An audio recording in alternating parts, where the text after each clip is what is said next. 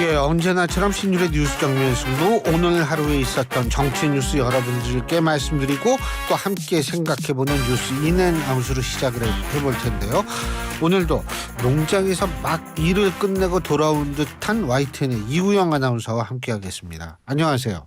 안녕하세요. 예, 네. 아니 위아래로 청을 입으니까. 네. 예. 왜 농장이죠, 근데? 보통 농장에서 그 미국 영화 보면 농장에서 보통 일하는 사람들이 대부분 그 청 위아래로 입고 일을 많이 하잖아요. 네. 영화를 잘 안 보시는 모양이에요? I'm Korean. 네. 저는 아니, 뭐 저는 한국 사람이라서.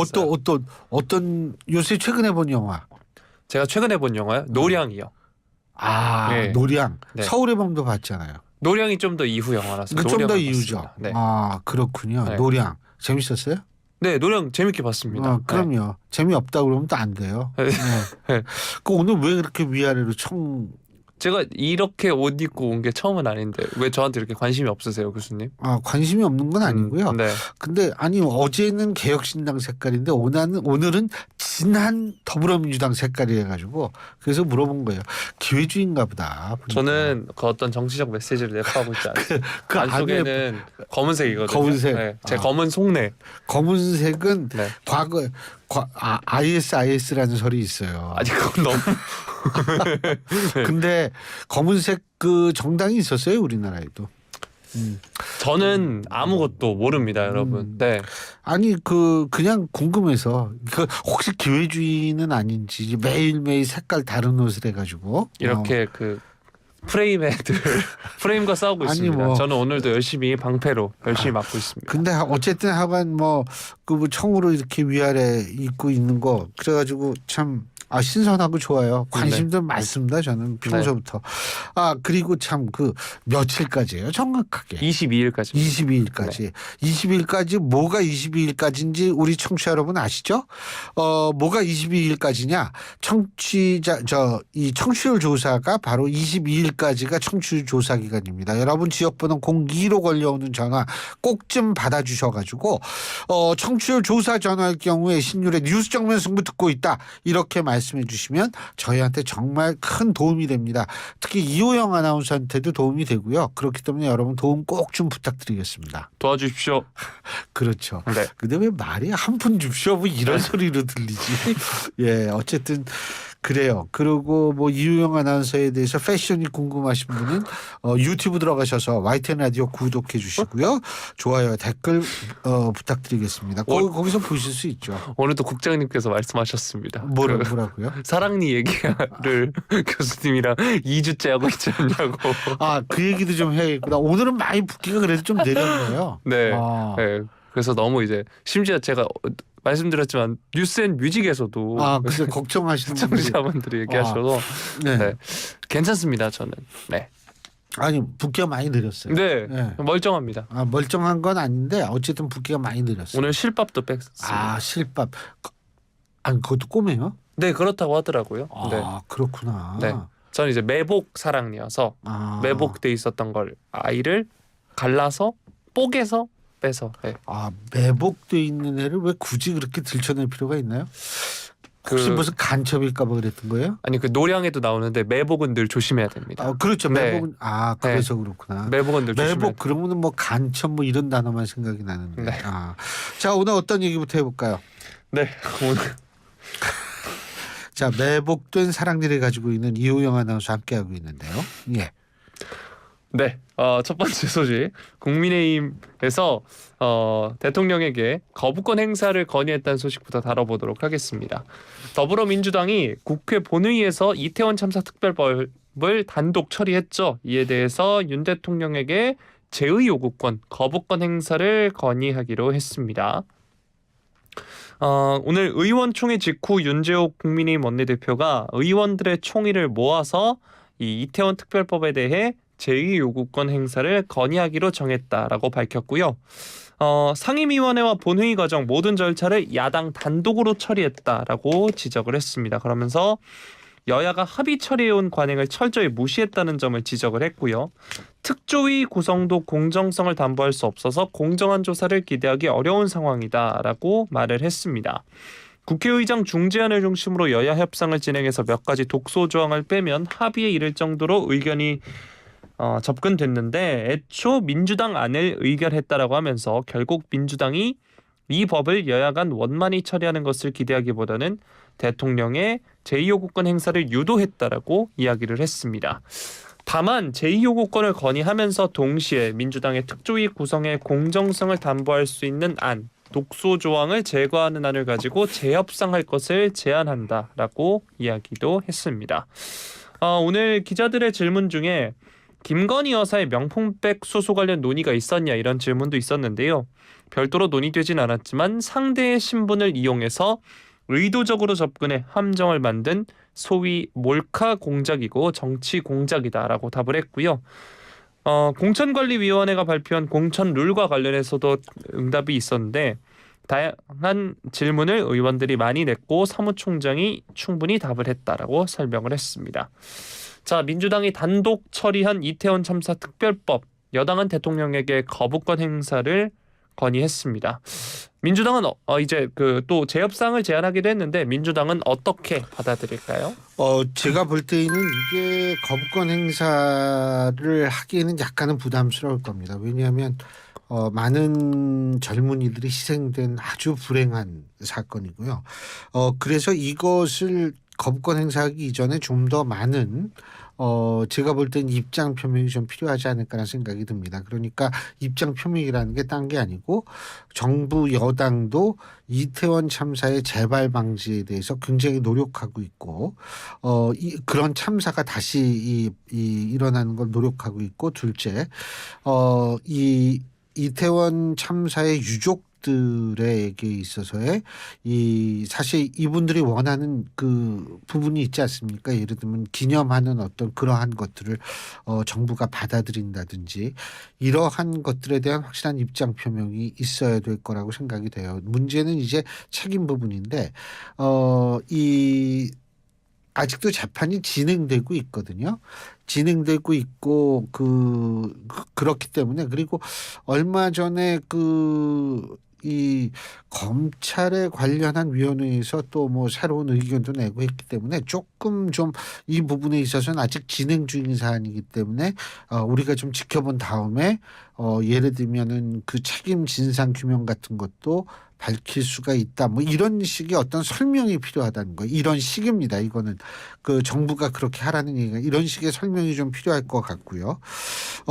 지금 아마 제가 볼 때에는 김건희 여사 이 특검 문제나 아니면 이거나 민주당 같은 경우에는 어떻게 생각할 거냐 하면 이 공천 문제가 조금 어떻게 되는지 지켜보고 그때 제의를 만약에 거부권을 행사한다면 제의를 하려고 생각할 가능성도 배제할 수 없어요. 왜 그러냐면 공천에 있어서의 불만을 가진 사람들이 이제 소위 말하는 이탈표를 기대할 수 있다 이렇게 생각할 수도 있는데 그런 의미에서 공천이라는 것도 또 이 연관돼서 생각을 좀 해봐야 될 것 같은데 공천관리위원회가 뭐 의원들의 다양한 질문을 많이 냈고 뭐 충분히 답을 했다 그러고 있는데 자 여기서부터 퀴즈 들어갑니다.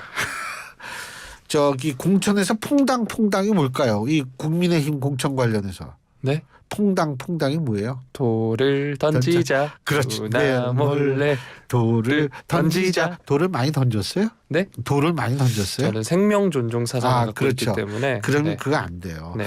근데 이게 뭐냐면 퐁당을 내가 왜 물어봤냐면 이게 3선 이상 중진 의원들에게 페널티를 준다는 건데 어떤 의원은 이래요. 나는 연속 3선이 아니기 때문에 퐁당 한 번씩 걸러가지고 3선했다. 그러니까 나는 해당이 안 된다. 근데 유감스럽게도 퐁당도 해당이 됩니다. 그러니까 뭐 예를 들어 17대 18대 안 하고 19대 이렇게 그렇죠. 가는 걸 뭐 그렇게 하는 거죠. 거죠. 네. 퐁당. 그러니까 그것도 해당이 돼요.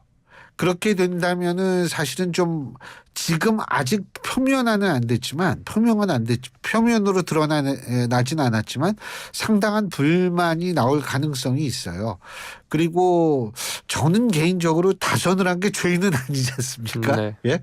그렇기 때문에 이것을 선뜻 받아들이기 좀 힘든 측면이 있는데 제가 볼 때에는 그러한 불만을 어느 정도 합리성을 가지고 이 해결할 수 있느냐 하는 것이 한동훈 비대위원장과 공관위의 정치력이라고 보거든요. 한번 지켜봐야겠죠. 근데 이 부분이라는 거는 특검법을 비롯한 대통령이 거부권 행사한 법안이 어떻게 처리될 것인가 하고도 관련이 될 가능성도 있기 때문에 한번 지켜볼 필요가 있다는 생각이 듭니다. 네. 다선을 한 게 죄는 아니잖아는 말은 굉장히 대사 같네요. 네. 예, 제가 그 나의 해방일지라든지 네. 나의 아저씨라든지 이런 네. 드라마를 좋아합니다. 네. 예. 네. 자, 다음 소식 살펴보겠습니다. 왜 웃어요? 그냥 즐겁네요. 네. 그렇게 네. 즐거워서 아주 생각이 낙천적이에요 보면은. 그럼요. 네. 네. 자, 다음 소식 살펴보겠습니다. 더불어민주당이 4월 총선을 앞두고 출생률을 대폭 끌어올리기 위한 저출생 종합대책을 내놨습니다. 주거, 자산, 돌봄은 물론 일, 가정, 양립 정책까지 한데 모은 패키지 형태의 공약인데요. 앞서 요양병원 간병비 급여와 온 동네 초등 돌봄, 경로당 주 5일 점심제도에 이은 4호 총선 공약이기도 합니다. 이재명 대표가 공약 발표회에 나와서 합계 출생률이 2년 후 0.5명으로 떨어진다고 하는데 있을 수 없는 수치다. 이것은 우리 발등에 떨어진 당면 과제다라고 강조를 했습니다. 그렇기 때문에 민주당이 이 결혼과 출산, 양육을 망라하는 획기적인 정책 패키지를 준비했다고 말을 했는데요. 아이를 낳지 않는 가장 큰 원인은 불평등 문제일 것 같다라면서 자산 소득 불평등 문제가 심각해서 이 부분에 대한 근본적인 대책이 필요하다라고 말을 했습니다. 자, 일단 주거 대책부터 살펴보면 우리 아이 보듬주택을 내걸었는데요. 자녀 2명 출산 시 24평 주택, 3자녀 출산 시 33평 주택을 각각 분양전환 공공임대 방식으로 제공하는 것이 핵심이고요. 신혼부부 주거지원 대상을 현행 7년차까지 해서 10년차까지로 확대하기로 했다고 합니다. 10년차까지 확대하기로 했고요. 자산 대책의 경우 결혼, 출산, 양육, 드림 패키지로 이름을 지었는데 비용 때문에 결혼을 포기하는 청년층을 지원하기 위해 결혼 출산 지원금을 도입하도록 했고요. 예를 들어 보자면 소득이나 자산과 무관하게 모든 신혼부부에게 가구당 10년 만기 1억 원을 대출을 해주고 출생 자녀 수에 따라 원리금을 차등 감면하는 방안이 있습니다. 양육 지원금도 우리 아이 키움 카드, 우리 아이 자립 펀드가 골자인데 키움 카드라는 게 8세부터 17세까지 자녀 1인당 월 20만 원씩의 아동수당을 카드로 지급하는 것이라고 하고요.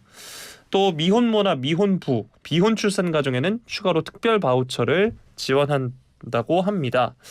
일, 가정, 양립 정책 이에 대해서는 부모 누구나 출산 휴가 또 육아 휴직을 쓸 수 있도록 보장한 것이 핵심이라고 하는데요. 총선을 앞두고 민주당뿐만 아니라 사실 국민의힘도 그렇고 모두 공약을 내놓고 있습니다. 민주당에서 이번에 내놓은 저출생 종합대책 어떻게 들으셨나요? 예, 좋죠. 사실은 이게 뭐냐 하면 지금 가장 중요한 부분이 저출산에서 일단 교육이라는 그러니까 양육. 아이 키우는 거요. 두 번째는 청년 일자리의 안정성. 그러니까 양질의 일자리를 어느 정도 안정적으로 보낼 수 있는가, 제공할 수 있는가 이 부분. 그리고 세 번째가 바로 주택이거든요. 집값이죠. 그런 의미에서 민주당의 이런 부분이라는 건 저는 필요한 부분이라고 생각을 합니다. 이 얘기를 들으니까 제가 옛날에 독일에 유학 갔을 때 제가 제일 놀랬던 게 있어요. 뭐냐면 아이를 낳으면은 그때 독일이 그랬어요. 독일은 연방제예요. 네. 그렇기 때문에 주정부가 있고 중앙정부가 있거든요. 주정부에서도 주고 중앙정부에서도 줘요. 정말 그때 제가 이렇게 계산을 해보니까 아이를 한 8명 정도 낳을 경우에는 아무것도 안 해도 아이가 18세 될 때까지 먹고 살 수 있을 정도로 주더라고요. 매달 주는 것도 있거든요. 처음에 낳았을 때 이제 주정부하고 지방정부가 집중적으로 제가 기억이 정확히는 안 나는데 하여간 그때 당시에 몇백만 원은 받았으니까 몇백만 원이 또 넘죠. 주별로 다른 거죠? 아니에요. 똑같아요. 근데 그게 그때 당시에 돈 1,000만 원 돈이었으니까 굉장히 큰 돈이거든요. 그래서 그런 쪽으로 사실 어쨌든 독일은 지금 저출산 문제에선 벗어났거든요. 근데 우리가 이런데 사실 이 저출생 종합대책인지는 모르겠지만 어쨌든 그 집과 연관돼 있는 대책을 이렇게 내놓는다는 거는 저는 나름대로 좋은 의미라고는 생각을 합니다. 한 가지 제가 안타까운 것이 뭐냐면 갑자기 그 생각이 나요. 청년 일자리 제가 말씀드렸죠. 근데 제 기억으로는 문재인 정권이 막 출범했을 때 문재인 대통령 집무실에 이렇게 일자리 전광판 딱 놓고서 이제 그만큼 이 일자리를 신경을 많이 쓴다라고 얘기를 했는데 안타깝게도 문재인 정권 하에서 그렇게 일자리가 많이 늘어났다라고 평가하기는 좀 힘들다고 저는 개인적으로 판단하고 있습니다. 왜냐하면 제가 앞서도 말씀드렸지만 그냥 뭐 이 단기적 일자리가 아니라 양질의 장기적으로 일할 수 있는 일자리의 창출에 저는 실패했다라고 개인적으로 판단하고 있기 때문에 그게 좀 안타깝다는 생각이 갑자기 문득 드네요. 예. 네. 청년인 저는 오늘도 저금을 하고 복권을 샀습니다. 네. 어디서 샀어요? 네? 어디서 샀어요? 그 우리 YTN 저기 내려가 보면 네. 1등 나온 집이 있어요. 로또 파는데. 이 동네요? 네, 네. 그거 모르시는구나. 지난번에 우리 저 회식 한번 할 때요. 네. 이유영 아나운서 그때 그 일찍 들어갔을 때 왜 저는 안 들어가셨어요? 먼저 들어갔잖아요. 네. 방송한다고. 네. 그러고서 우리 팀한테 내려와서 제가 담배 한 대 타고 이렇게 보는데 1등인가 2등 나온 집이 있더라고요. 네. 그래가지고 이제 거기서 한 장씩 사가지고 쫙 돌렸는데 그 운 돌리셨다고요? 우리 팀 다 줬어요. 저는 왜? 먼저 나갔잖아요. 말을 저 지금도 그럼 먼저 나갈게요. 지금 나가야 되거든. 근데 있잖아요. 네. 하나도 안 됐어요. 이게 저를 안 주셔서 그렇습니다. 그걸 보고 이제 전문용어로 이우영의 저주라 그러는 건가요? 그렇습니다. 네. 그렇구나. 네. 예. 근데 우리가 왜 로또 얘기가 나왔는지 내 기억이 잘 안 이게 나는데. 청년 대책 저출생 얘기하다가 저도 같은 청년인데 저는 이제 맞아요. 저축을 로또, 하고 복권을 산다 이런 얘기. 참고로 거기 가서 사보세요. 네, 알겠습니다. 자, 다음 소식 살펴보겠습니다. 국민의힘 총선을 앞두고 공천룰의 공정성을 연일 강조하면서 시스템 공천의 장점을 부각하는 데 주력을 하고 있습니다. 한동훈 비대위원장 이번 공천 룰에 대해서 우리 당에서 해보지 않은 놀라운 일이라고 평가를 했다고 박정하 수석 대변인이 전했는데요. 또 공천관리위원인 장동혁 사무총장이 이기는 선거를 위한 것만 판단 기준으로 삼았다. 특정인을 상대로 룰을 만드는 것을 검토하지 않았고 한 위원장은 놀라운 일이라고 했지만 나는 두렵고 떨린다라고 했다고 합니다. 현역 의원 컷오프 기준을 공천 전에 결정했다면서 성폭력 2차 가해, 직장 내 괴롭힘 등 4대 악을 규정해서 기소유예 처분만 있더라도 공천을 배제하는 내용이 눈에 띄었다라고 설명을 했습니다. 공천룰과 관련한 당 지도부의 비공개 회의 발언을 공개한 건 동일 지역구 3선 이상 감산 등에 대한 일부 중진 의원들의 불만을 잠재우면서 향후 빚어질 수 있는 공천 잡음을 선제적으로 차단하기 위한 포석으로 지금 풀이가 되고 있다고 합니다. 어제 한 위원장의 경우에는 4, 5선 의원들과 오찬에서 시스템 공천 취지를 직접 설명을 했고요. 또 장 사무총장이 오늘 비대위 회의 직후 열린 의총에서 의원들에게 구체적인 공천 룰을 소개하기도 했습니다. 국민의힘은 오늘 이제 당협위원장 일괄 사퇴안도 의결을 했는데 경선 공정성을 확보하려는 취지라고 합니다. 당원 명부 확인 권한을 지닌 당협위원장이 계속 자리를 유지하면 경선 당원 투표 시 불공정 시비가 생길 수 있기 때문이라고 합니다. 전략 공천에 따른 현역 당협위원장의 반발을 최소화하려는 의도도 있어 보인다고 하네요. 어제였죠. 저희가 전해드리기도 했는데 한 위원장이 서울시당 신년 인사회에서 김경률 비상대책위원이 마포 을 지역구로 출마해서 더불어민주당 정청래 의원과 대결할 것이라고 말을 하니까 김성동 마포 을 당협위원장이 즉각 반발한 바도 있습니다. 특히 당대표가 특정 후보에게 힘을 실어주면 공정한 경선이 이루어질 수 없다면서 시스템 공천이 아니라는 지적도 나오기도 했는데요. 자, 오늘 영남권 중진들의 반발도 이어졌다라고 하고요. 조금 전에도 말씀드렸다시피 한동훈 위원장이 이제 김경률 회계사를 발표하고 그 자리에서 김성동 마포울 당협위원장이 반발하는 일도 있었습니다. 시스템 공천을 발표하자마자 낙하산이다 이런 비판도 있는데 이런 부분은 어떻게 보시나요? 그게 이제 일단은 김선동 전 의원이 있고 사무총장을 지내셨던 김성동 위원장이 있고 이게 발음이 비슷해가지고 네. 근데 어제도 제가 지적했지만 한동훈 위원장은 비대위원장이고 공관위가 따로 존재하고 공관위원장이 있습니다. 시스템 공천이라는 것은 기계적으로 정량적으로 평가가 딱 나오는 걸로 해가지고 공천을 하는 것으로 전 이해를 하고 있는데 일단 공천 과정이 본격적으로 시작되기도 전에 뭐 예를 들면 뭐 본인은 이 한동훈 위원장이 그랬어요. 이건 나중에 이제 결정될 문제지만 이라는 단서를 달았기 때문에 해명을 하기는 했지만 저는 적절하다고 보기 힘들다고 봐요. 특히 이제 지금 여당 뭐 대통령부에서 모든 여권 인사들이 공천 자금이 최소화되기를 사실 바랄 거예요. 제 생각에는 당연하죠. 그 공천 자금을 공천의 잡음을 최소화시키기 위해서 가장 필요한 게 누구든 어쩔 수 없더라도 받아들일 수 있는 시스템 공천이거든요. 그런데 이거를 이렇게 얘기를 한다는 거는 저는 아주 적절하지 못했던 발언이라고 저는 생각을 합니다. 한동훈 위원장. 그래서 좀 안타까운데 앞으로 이런 일이 반복되지는 않겠죠. 왜냐하면 제가 항상 얘기하는 거 뭐예요? 항상 얘기하시는 게 네. 너무 많았어요. 그래요? 네. 아유, 오늘 네. 여기까지만 하죠. 항상 얘기하는 거 이것도 항상 얘기하는 거죠. 그럼요. 네. 그죠? 네. 근데요. 예를 들면 똑똑함으로 살기보다는 현명함으로 살아야 한다는 건데. 그러니까 지식보다 지혜로. 그렇게 자꾸 말 끼어들지 마세요. 제가 정리를 해드려요. 근데 네.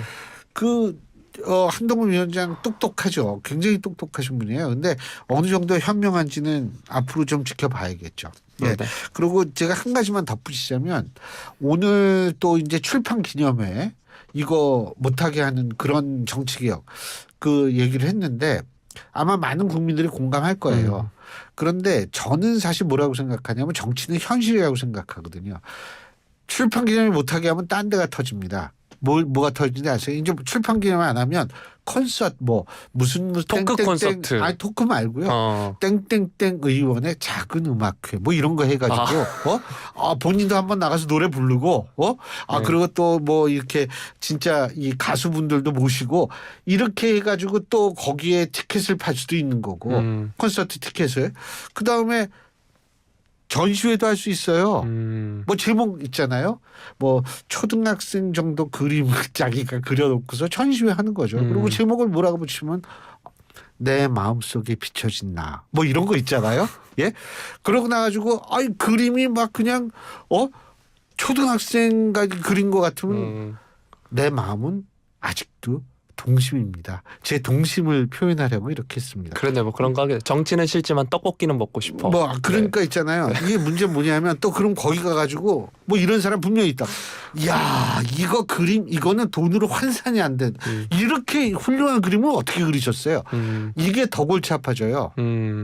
그렇기 때문에 제가 한동훈 위원장이라면 출판 기념회를 하지 말라고 하는 것이 아니라 첫째. 모든 책에는 정가가 있어요. 그죠?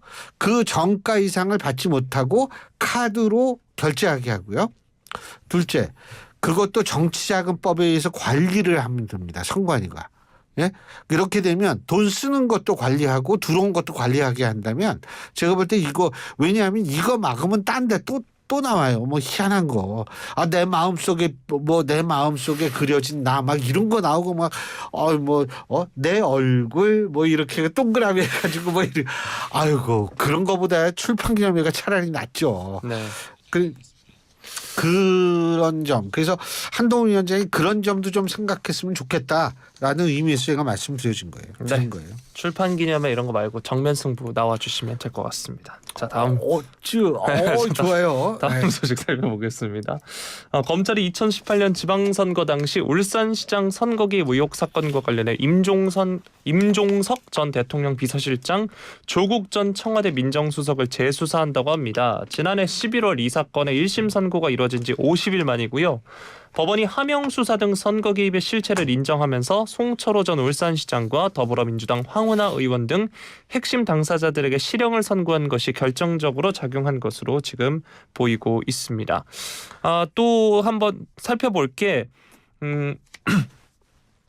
통계 조작 의혹 장하성 전 정책실장에 대한 소환 조사도 검찰이 한다고 하는데요. 이 관련 소식들 한번 살펴보도록 하겠습니다. 총선을 앞두고 민주당 입장에서도 반갑지 않은 소식일 텐데 이 소식 뉴스인 부탁드리겠습니다. 근데 선거를 앞두고 있기 때문에 민주주의의 꽃이라고 얘기할 수 있는 선거 관련 의혹은 철저히 털어버리는 것은 저는 아주 중요하다고 생각합니다. 제가 항상 하는 얘기지만 선거 관련 그러니까 예를 들면은 뭐 이런 문제, 울산시장 그 선거 개입 의혹 문제라든지 이러한 것들을 철저히 조사해야 되는 것과 아울러서 저는 사실 뭐라고 생각하냐면 외국으로부터 선거 개입 문제도 철저히 차단할 수 있는 그런 장치가 필요합니다. 그러니까 예를 들면 미국도 FMIC라는 그 기구를 출범을 시켰어요. 그건 뭐냐면 외국으로부터 그걸 사실 좀 전문용어로 신심리전이라고 얘기를 하거든요. 그러니까 권위주의적 정치 체제를 가진 국가들이 이 선거에 외국의 민주주의 국가의 선거를 개입하려는 시도들 이거를 차단하는 이것도 필요하거든요. 미국이 만들었죠. 일본 지금 4월에 출범합니다. 그리고 스웨덴도 만들었어요. 이미. 그리고 프랑스도 이미 만들었고요. 그래서 이 모든 나라들이 전부 나름대로 그런 기구 그러니까 선거가 그만큼 중요하다는 거거든요. 그런 의미에서 이번 이 부분도 좀 바라봤으면 좋겠다라는 생각은 듭니다. 예, 지금까지 이 사랑니가 매복되어 있는 이우영 아나운서와 함께했습니다. 그리고 제가 사실은 말이에요. 이거를 소개해드릴까 고민을 많이 했어요. 이 친구분인가? 네. 1003번님이 이런 문자를 보내주셨습니다. 청취율 대박 기원합니다. 아유 고맙습니다. 이우영 아나운서 삼행시 보내봅니다. 이제는 이우영 아나운서의 시대입니다. 우리의 영원한 YTN 아나운서. 영특한 두뇌 뇌생남 이우영 아나운서 화이팅. 사랑해요. 아니 이거 누구 부탁한 거 아니죠? 예? 여론입니다. 이 여론인가? 네. 알겠습니다. 네. 수고하셨어요. 고맙습니다. 감사합니다.